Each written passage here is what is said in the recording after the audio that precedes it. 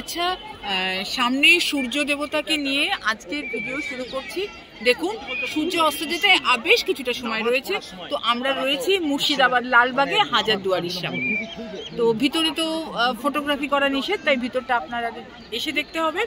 তো আমার ভিডিও থেকে আমি আপনাকে হাজারদুয়ারি দেখাচ্ছি। এটা ঘড়িঘর, হ্যাঁ, সামনে দেখতে পাচ্ছেন। এটা দুটো সময় খালি ঠিক দেয়, আর সামনে হচ্ছে মানে বন্ধ ঘড়ি, কিন্তু দুটো সময় ঠিক পাবেন আপনি। ঘড়িটা যে 6:30টার সময় ঠিক সময়টা পাবেন। দিনে দুবার এই ঘড়িটা ঠিক সময় দেয়, মানে বন্ধ ঘড়ির যা কন্ডিশন অনুযায়ী। আর সামনে দেখুন একটি কামান, যেটাকে বলা হয় বাচ্চা বালি টোপ, ঠিক আছে।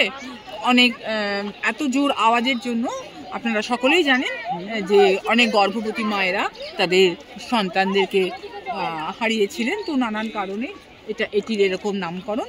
সামনে হচ্ছে ইমামবাড়া, সেটি এই মুহূর্তে বন্ধ, কিন্তু মহরমের সময় 10 দিন এটি খোলা থাকে। অন্যান্য সময় আপনি সামনে থেকেই এর দর্শন বলুন বা দেখুন, যেটা করবেন সেটা করতে পারবেন। হ্যাঁ, আর এখানে প্রচুর জায়গা, প্রচুর স্পেস। আপনি এখানে বসে সময় কাটাতে পারবেন। এবং আমার মনে হয় আপনারা হাজারদুয়ারি এলে, এটা তো 5টায় 4:30 থেকেই বন্ধ।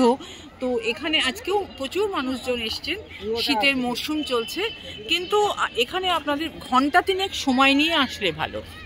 অন্তত করে তার বেশি সময় যদি আপনি কাটাতে চান অবশ্যই কাটাতে পারেন, সেটাও ভালো, কিন্তু অন্তত হাতে ঘন্টা 3 সময় না নিয়ে এখানে আসলে কিন্তু আপনি সমস্ত কিছু হেঁটে বেরিয়ে যে দেখবেন, এখানে সময় কাটাবেন, সেটা কিন্তু সম্ভব হবে না। আপনার ঘন্টা 3 সময় প্রয়োজন। খুব সুন্দর।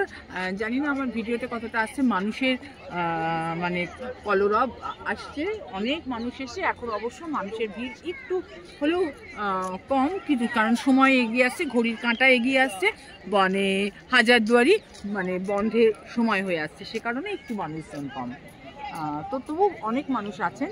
তো আপনারা যদি মুর্শিদাবাদে আসেন, এখানে সব থেকেই মানে মুর্শিদাবাদের হাজারদুয়ারি দেখেন না এরকম মানুষ খুঁজে পাওয়া যাবে না, বিরল।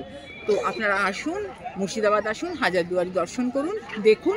ঠিক আছে, আজকে এইটুকুই। আজকে এখান থেকেই টাটা, সকলে অনেক ভালো থাকুন।